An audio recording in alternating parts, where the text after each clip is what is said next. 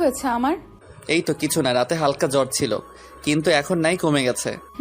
তারপর অর্পিতাকে ফ্রেশ করাইয়া আমি অফিসে চলে আসতে লাগলাম, কিন্তু অফিসে যাই নাই, ডাক্তারের কাছে গেলাম। আসসালামু আলাইকুম, কেমন আছেন? ভালো। তুমি কেমন আছো? জি ভালো আছি। একটা কথা ছিল। বলো। অর্পিতার চোখ পাইছেন? সরি, আমরা অনেক কন্ট্যাক্ট করেছি, কিন্তু ও নেগেটিভ রক্তের চোখ কোথাও পাওয়া যাইতেছে না। আর বেশি দিন নাই, মাত্র 2 দিন আছে। আমরা চেষ্টা করতেছি, এর বেশি কিছুই করতে পারবো না। তাহলে আমার 2টা চোখ দিয়ে দেন প্লিজ। কিভাবে? আমার ও নেগেটিভ রক্ত, আর আমার জন্য ওর এই অবস্থা হয়েছে। আপনি প্লিজ আমার 2টা চোখ দিয়ে দেন।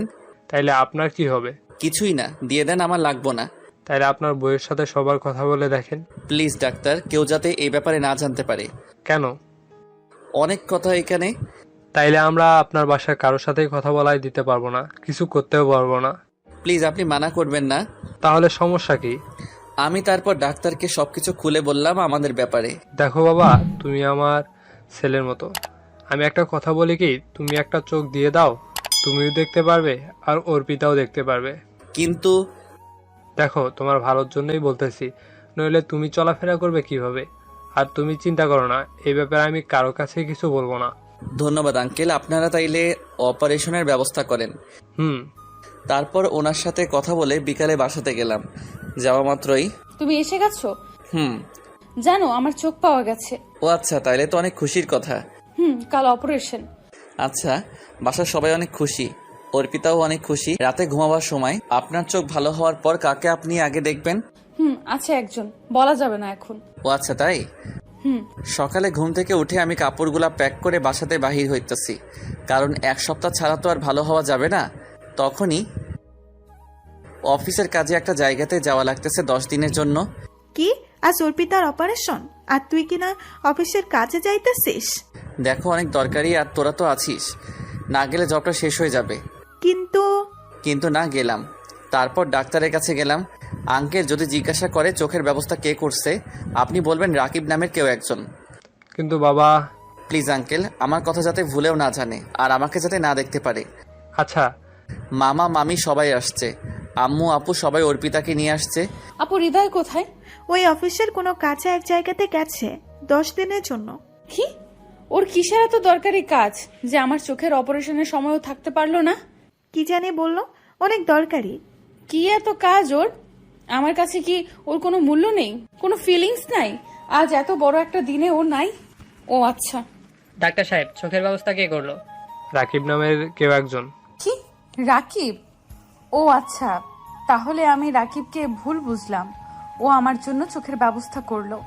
আমাকে এমন একটা ছেলের সাথে বিয়ে দিছে যার কোনো যোগ্যতা নাই আমার জন্য কিছু করার, কোনো যোগ্যতা নাই ওর। এমনকি আজ আমার এই সময়টার জন্য পাশে থাকারও যোগ্যতা ক্ষমতা হয় নাই।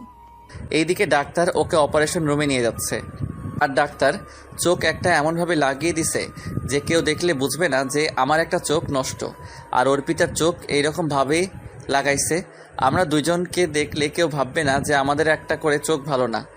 অপারেশন হয়ে গেল ভালোভাবে, আর অর্পিতার চোখও ভালো, আজ ওর চোখ খুলবে। সবাই মেডিকেলে গেছে, শুধু আমি ছাড়া।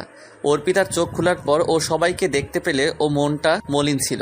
কিরে মা, তোর তো আজকে খুশি থাকার কথা, তোর চোখ ভালো হয়েছে, তাহলে তোর মুখটা এমন মলিন কেন? বাবা, আমার ইচ্ছে ছিল প্রথম চোখটা খুলে তাকে দেখবো। কাকে মা? আছে বাবা, কেউ একজন। আচ্ছা, আমার চোখটা যে দিছে আমি তাকে দেখতে চাই ডক্টর আঙ্কেল। মা, উনি আরো 4 দিন আগেই চলে গেছে। ও আচ্ছা। অর্পিতারা সবাই অনেকদিন আগেই বাসাতে চলে গেছে, আর দেখতে দেখতে 9 দিন হয়ে গেল। আমি 4 দিন মেডিকেল থেকে হাকিমের বাসাতে চলে আসছি, আর হাকিমকে সব খুলে বলে দিছিলাম। ও অনেক সাহায্য করছে। আমি কাল বাড়ি যাব, জানি না কপালে কি আছে। যাই হোক, ঘুমিয়ে পড়লাম। সকালে ঘুম থেকে উঠে বাসার দিকে রওনা দিলাম, আর বাসার একদম কাছে চলে আসছি, কিন্তু ভিতরে যাইতে ভয় লাগতেছে। কেন? ভিতরে গিয়ে দেখি আম্মু বসে আছে। আম্মু কেমন আছো?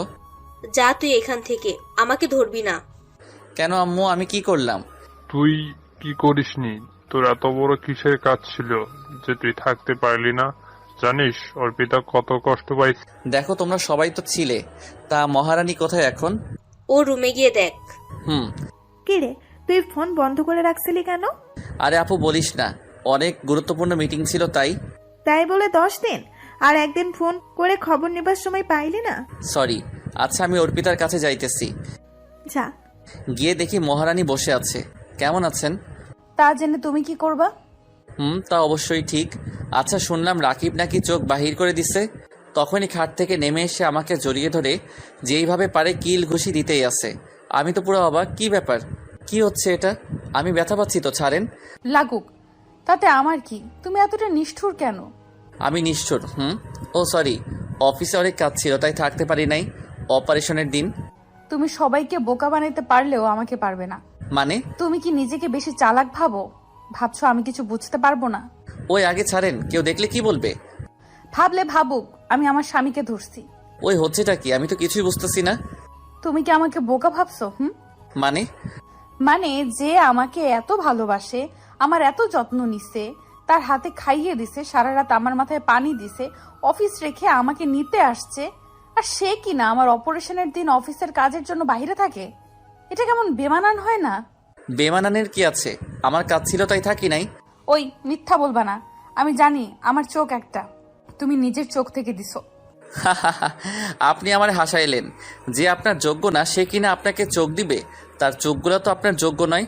আর কে বলছে আপনাকে এই কথা? ওই তুমি কি আমাকে গাধা পাইছো?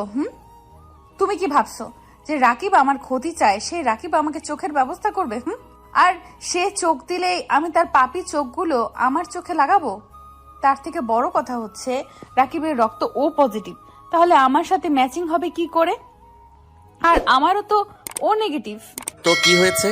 অন্য কারো থেকে বাহির করে দিছে? তুমি যতই মিথ্যা কথা বলার চেষ্টা করো না কেন, আমি বিশ্বাস করব না। আর তুমি যখন আমার অপারেশনের দিন সকালে আমাকে না বলে চলে গেছো, আর ডাক্তার যখন বলছে রাকিব নামের কেউ দিছে, তখনই আমার সন্দেহ হয়েছে। কারণ রাকিব দিলে আমার সামনে থাকতো, পালাইতো না। আর আমি অপারেশনের পর, চোখ খোলার পর ও আমার সামনে থাকতো, বুঝলা? ওই চুপ থাকেন, আজে বাজে বলতেছেন। আমি আপনাকে চোখ দিব কেন? তুমি দিছো কারণ তোমার এইচএসসি রেজাল্টের সার্টিফিকেটে রক্তের গ্রুপ ও নেগেটিভ। ওই আপনি আমার রুম থেকে বাহির হন তো। অফিস থেকে ক্লান্ত হয়ে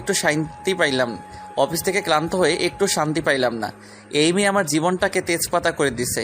কিছুদিন পর পর নাটক শুরু করে একটা, যা বাহির হয়ে যা এখনই আমার রুম থেকে, যত সব। তারপর অর্পিতা ভয় পেয়ে চলে গেল রুম থেকে। আমি খাটে শুয়ে দিলাম এক ঘুমে। রাতে আপুর ডাকে ঘুম ভাঙলো। উঠে খাইতে গেলাম। গিয়ে দেখি অর্পিতা বসে আছে খাবার টেবিলে। আমি গিয়ে খাইতে বসলাম। অর্পিতা খাওয়া রেখে আমার দিকে এক দৃষ্টিতে চেয়ে আছে। আমি তা খেয়াল করতেছি। তারপর তাড়াতাড়ি খেয়ে উপরে এসে মোবাইলে সিমটা লাগাইলাম। ফোনটা অন করে দেখি 245টা কল আর SMS 1000টা আসছে। অর্পিতার 170 কল মনি দিছে, বাকিগুলো অর্পিতা মনি ও মেসেজ দিছে, অর্পিতাও দিছে। যাই হোক, মনিকে ফোন দিলাম। কেমন আছো? আছি। তোমার কোনো খবর নাই কেন? অফিসেও আসো না, ফোনও বন্ধ কেন? এই তো একটা দরকারি কাজ ছিল তাই। তাহলে ফোন বন্ধ কেন? ফোনের সমস্যা। আর কাল অফিসে আসবো তো। কি করো? তখনই অর্পিতা এসে ফোনটা নিয়ে নিল। আপনি ওই ফোন নিছেন কেন? কার সাথে কথা বলো তুমি?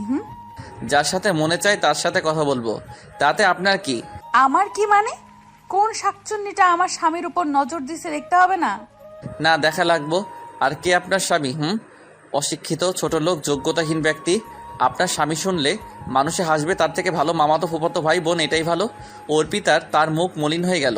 ওর বুঝতে বাকি নাই একসময় ও কাউকে এই কথাগুলো বলছিল। কে কি মনে করলো আমি জানতে চাই না, আমার কাছে সেই পারফেক্ট। ওই ফোনটা দেন বলছি। না। ঠাস, তুই কি ভাবিস নিজেকে? যা মন চাই তাই করবি? সব তোর ইচ্ছাতেই হবে। এই বলে ওর হাত থেকে ফোনটা নিয়ে নিলাম। আর কিছুক্ষণ কথা বলতে লাগলাম। আর ও কান্না করতেছে খাটে শুয়ে। করুক, তাতে আমার কি। আর কখন যে ঘুমিয়ে পড়লাম মনে নেই। ফজরের আজানের সময় বুকে ভারী কিছু একটা ওজনের নিঃশ্বাস ভারী হয়ে উঠতেছে। কারো ভারী নিঃশ্বাস আমার উপর আসতেছে। চোখ খুলে দেখি অর্পিতা আমার বুকের উপর শুয়ে আছে। আমি এক ঝটকাতে ফেলে দিলাম আর সাথে সাথে, ওই আপনি কি পাগল নাকি? কারোর উপরে এইভাবে শুয়ে থাকলে জানেন নিঃশ্বাস বন্ধ হয়ে মরে যাবে, পাগল কোথাকার। তারপর আমি ফ্রেশ হতে চলে গেলাম। যাওয়ার সময় দেখলাম ওর চোখ বেয়ে জল পড়তেই আছে। কিছু করার নাই, আমার আরও বেশি কষ্ট হয়েছে। ফ্রেশ হয়ে নামাজে গেলাম। গিয়ে নামাজ পড়ে কিছুক্ষণ হেঁটে বাসাতে নাস্তা করতে লাগলাম। করে যখনই বাইকটা বাহির করতে যাব তখনই অর্পিতা সামনে হাজির। পরীর মতো সেজেগুজে বলছে, অনেক দিন ধরে কলেজে যাই না, আজ কলেজে যাব। আপনি যান, দাঁড়িয়ে আছেন কেন? আমি তোমার সাথে যাব। মূর্খকে কলেজে নিয়ে গেলে আপনার ইজ্জত কমে যাবে বান্ধবীদের সামনে। ওই, তুমি বেশি কথা বলো কেন? চলো, আমি আমার স্বামীর সাথে যাব, কে কি বলে দেখবো। না, আমি যাব না। সামনে মনি আছে, ওর সাথে আমার কাজ আছে, ওকে নিয়ে যাইতে হবে। কি বললা তুমি এটা? ঠিক বলেছি। আর বেশি কথা না বলে চুপচাপ ঘরে চলে যান, কলেজে যাওয়ার দরকার নাই। কিন্তু কেন? এত কথা বলতে পারবো না, যা মন চাই তাই করেন। এই কথা বলে আমি অফিসে চলে আসতে লাগলাম। পিছন ফিরে তাকানোর কোনো প্রয়োজন মনে করি নাই, অযথা ফালতু ইমোশনালে পড়তে চাই না। অফিসে গেলাম। কেমন আছিস দোস্ত? এই তো আলহামদুলিল্লাহ ভালো, তুই কেমন আছিস? আমি ভালো আছি। অর্পিতা কেমন আছে?